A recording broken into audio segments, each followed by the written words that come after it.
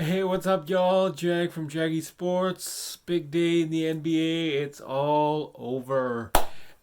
Hit subscribe, hit like, hit notification, and you're not going to miss a thing. So here's the deal. The biggest fish actually landed in the pond that it wanted to. So James Harden officially traded to the Philadelphia 76ers in exchange for Ben Simmons. Now also going to the Brooklyn Nets is Seth Curry, Andre Drummond, and two future first round picks. I think 2022 and 2027, I believe. So let's take a look at some other trades. Notably, Kristaps Porzingis going to the Wizards, Montrezl Harrell going to Charlotte Hornets. Dragic, like I mentioned earlier, he's going to the Spurs, but he got bought out, and he's going to sign with the Mavs. Spencer Dinwiddie, he went to the Mavs. Who else? Dennis Schroeder went to Houston, and I think that's the most notably ones. But the biggest losers in this whole deal is the Lakers, because they didn't do a damn thing. I kind of knew that just because the fact that, by the way, Clippers got Rodney Hood, and they traded away Serge Ibaka, but they didn't wait till the trade deadline. They got Norman Powell, Robert Covington, and now they add to their repertoire of players by getting Rodney Hood too. So they did fairly well, and it's obviously not recognized. I think the Clippers did fairly well because they got a $9 million trade exception, and they saved about, I think it was $30 million in luxury tax. I'm not 100% sure, but you know what I'm saying. Jerry West, man, that guy's a genius. He knows what he's doing. But the biggest losers in this whole trade scenario was the Lakers and the Knicks. Let's take a look at this. Yeah, listen, I know the main focus of all of this is going to end up being on James Harden and Joel Embiid and how they play together, as it should be, because it's tantalizing to think about what that can mean offensively for the Sixers and for the rest of the league. But let's talk a little bit about a guy we've forgotten a little bit about because he hasn't played this year and the impact he can have on the Nets. And for me, it mainly relates to his perimeter defense, which we're not going to touch screen, but also his pace and the easy offense that he creates. And this is what Ben Simmons does. And this is something the Brooklyn Nets do not have in their offense. Now, this ball is coming off the glass. And as you can see, Philadelphia, really, there's no reason to think that this is going to somehow relate to fast break basketball. You've got three guys in the paint, and then you've got one wing who's not really a guy typically that runs the floor, and Furkan Korkmaz out on the wing, and you've got two Celtics back on defense. But watch what Ben Simmons does. His size, his length, his speed, ball comes off, heads up the floor, stop it right there. You take a look. 1 second had passed. Ben Simmons was already at half court, and it leads to a layup at the other end in a situation that it really shouldn't. Here, once again, another one. The ball's going to come off the rim, and again, you've got 5 Philadelphia 76ers, all of whom are below the foul line. Everybody is in the paint. You've got 3 Washington Wizards back. How does this lead to a fast break basket? Well, one reason. Ben Simmons' speed and his vision and his ability to execute passes. Again, he has taken one dribble to this point, and you look up, and there's only 1 second off the shot clock as he's approaching half court with 4 defenders back. But if you're an offensive player and you know you run the floor, Ben Simmons is absolutely going to be able to reward you. He's got great vision. He can execute any pass, and he takes advantage of backpedaling defenders. This is something the Nets didn't really have in their offense because as great as James Harden is, he doesn't play with a lot of pace offensively. Kyrie Irving is more of a finisher. Kevin Durant as well. Now you've got an initiator to your break offensively, and you've got a top 5 defensive player in the league to give you all that versatility. So I think the Nets actually, once they have time with Ben Simmons, they're going to benefit offensively in a lot of ways because People forget he does have a lot of value despite all this baggage. He's got to prove to people now he really wants to play basketball, that he loves it, and he's committed to trying to bring a championship to Brooklyn. Absolutely. Legs, thanks so much. Let's go to the defensive side, though, because since his first season in 2017, Ben Simmons, he has been an excellent defender. He's held opponents to just 42% from the field as the closest defender. That's the third best in the NBA behind Giannis and Anthony Davis. So bringing back the full panel now, I'm curious, RJ, starting with you, how much better does Ben Simmons make the Brooklyn Nets? Well, what he brings to the table is special. It's unique, as we see highlights of Montrezl Harrell. What he does is he adds to the pace, and that's one thing that James Harden was, okay at, because he can create for so many people, but it was typically at the pace that he liked to go. Ben Simmons is a guy, and we know that you didn't care about the Brooklyn Nets because offensively they were historic, but defensively they were subpar. Their defense got better in the postseason, but ultimately when you add Ben Simmons to this mix, if he just plays defense, he can be a roll and replace guy when Kevin Durant has the ball, all the things. But ultimately, we forget that there are still some flaws in his game that were exposed in the last postseason. So now, listen, I'm being gentle here, right? So now there's going to be, it's up to Steve Nash and the Brooklyn Nets to kind of hide that or hope that he's been getting the help that he's needed or that he's asked for so that he can get kind of out of the yips or whatever it is that prevents him from shooting. See, what we have to realize is, what I want to know is, what type of style are the Nets going to want to play? We know Kevin Durant and Kyrie Irving are isolation-type players. Like, are they going to want to run and get out in transition and let Ben be the facilitator? Like, how are they going to use them? And by the way, I mean, Steve Nash hasn't shown us that he's the best coach in the world. You know what I mean? He's still learning on the fly as well. So it's a lot to factor in.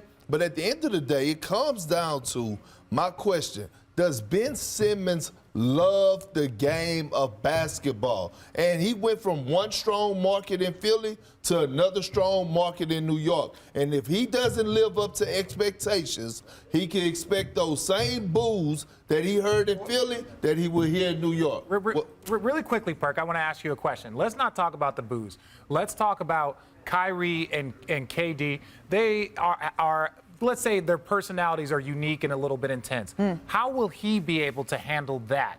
That's my question. My question is Ben Simmons. Can he handle being in a locker room with Kyrie and with Kevin Durant if he wasn't able to handle it with Joel? Well, that's one of the things we just heard from Ramona Shelburne, is that he's going to continue working with his therapist. He's going to continue having those conversations and getting that outside help, because you're right. Going back into a locker room, especially after the period that we've seen him be out, is going to be interesting to see how his game has changed, has adapted. Tim Legler, you're with us now. I am curious what you think about how his game is going to translate in Brooklyn. Well, I think a couple of things. I think if they're smart, they're going to utilize Ben Simmons a lot more as a screen guy for Kyrie and KD in a half-court offense, where he can then slide middle. So as those guys come off and they draw two, that ball comes back to somebody. Like in Golden State, it gets reversed to Draymond Green. He then operates his dribble handoff game, or he picks you apart with back cuts. Ben Simmons is a guy that now, moving toward the rim after that screen and catching it in that foul line area, you've gotten the ball to a guy that's 6'10". He's going toward the basket, which obviously he's more comfortable, and he's got unbelievable vision. I think they need to incorporate him more like that. Obviously, use him if he takes it off the glass, let him push it, let Kyrie and KD run, and let him be the initiator in transition. In your half-court sets, he's not going to be much of a factor other than as a guy that can occasionally get downhill and finish, but I think primarily as a guy that can screen or be a weak side cutter when KD and Kyrie draw multiple defenders. He can slash and cut, get into the lane, and operate. I think the biggest benefit by far, though, is going to be the fact that he takes so much pressure off of Kevin Durant and Kyrie Irving to have to guard the best perimeter players every night on these other teams. Ben Simmons can guard anyone on the floor, and he's going to take that luxury now for Kevin Durant and Kyrie Irving, and he's going to be the sacrificial lamb in a lot of ways. All right, Russell Westbrook, he's missed his first game of the season last night. That was with lower back tightness. And the first look at Russ's rotation, it didn't go quite according to plan against the Blazers. So considering Portland had just dealt away C.J. McCollum, and remember, Dame Lillard isn't playing, it was a bad loss. So here's LeBron James post-game.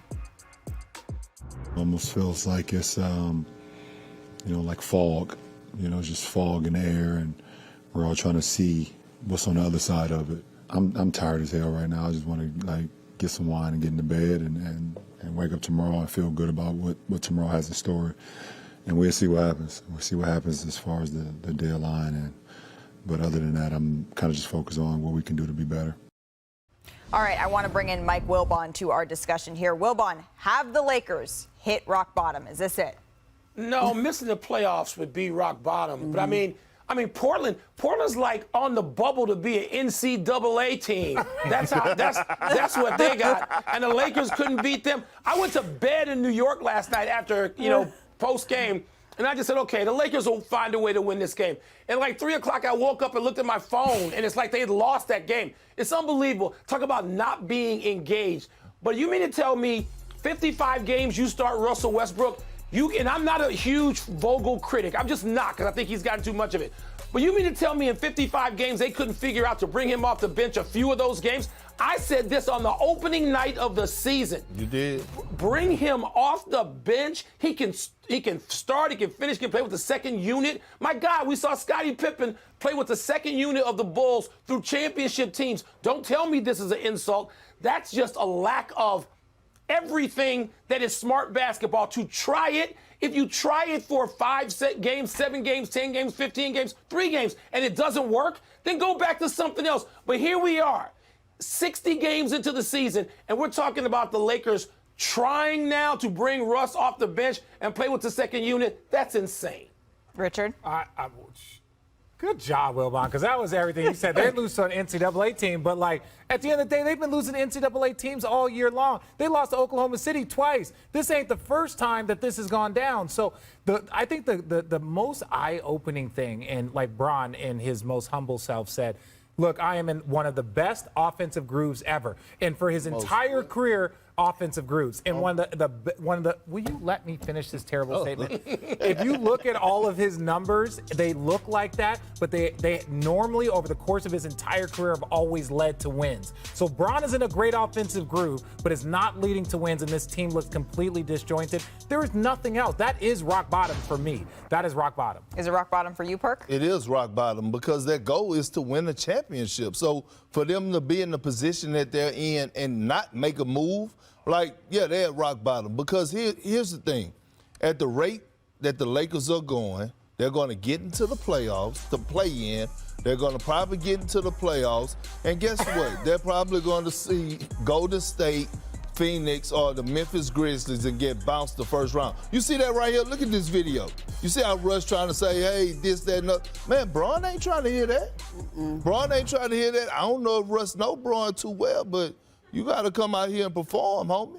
I just can't get over the amount of pressure that was on the Lakers to make a move today, coming from inside the organization, from outside. I think I'm a little incredulous that they did make a move, but they held firm to this idea that this is our team. We are not going to go deeper into the luxury tax. We're not going to mortgage more of our future. Make it work. And this is a team that they came up with this summer. Bron, AD, Russ sat together and said, we can make this work. And the message the Lakers front office just sent to them was, you're going to have to. Well, Ramona, I think you're not the only one that's scratching your head about the fact that they did not make any move. So, Knicks didn't do a damn thing. They should have, because they might not even make the playoffs. And the Lakers didn't do a damn thing, and they should have, because they might not even make the playoffs. After watching last night's game, it's a sad, sad state of affairs. LeBron James, hate him or love him, he's in his 19th season, and he is on the brink of not even making the playoffs. So not a good idea scenario. I said it once, said it again. The most dangerous team. Warriors didn't do anything. Suns didn't do it. Oh, actually, Suns. I believe they got Torrey Craig. He's fairly good. He's a good player.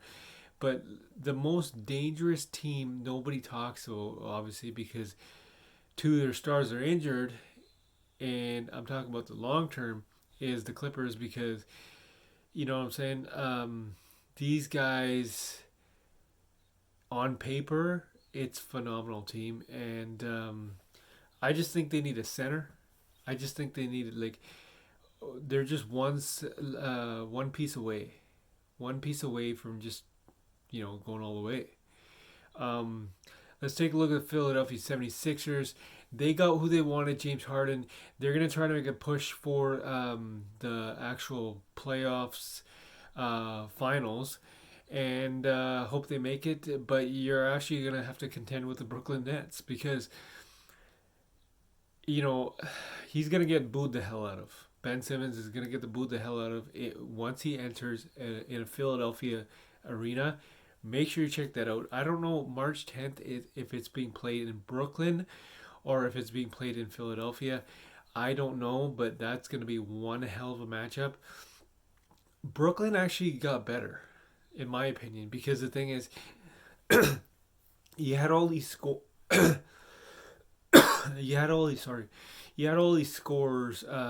Kyrie Irving, Kevin Durant, and James Harden, but now you're going to get Ben Simmons, who's a great defender. So you let those two guys do the scoring, and then you do the defending. It's I think it's a really good fit for Ben Simmons and for the Brooklyn Nets. Brooklyn Nets, they were wanting to get rid of Nick Claxton, but that is not the case. I wonder if he gets bought out. And, they got Andre Drummond. So Andre Drummond is no joke under the boards. That guy can play 100%. So at the end of the day, great NBA trade deadline. Tell me what you guys think. Comment on the comment section below and tell me what the greatest trade today was and who has the biggest impact, who made the biggest impact, and how far will this team go. Jag from Jaggy Sports, make sure you freaking hit like, freaking hit notifications, and you freaking subscribe. Tell your neighbors, tell your baker, tell your broker, tell your banker, tell your mailman, whatever the case. Jag for Jaggy Sports.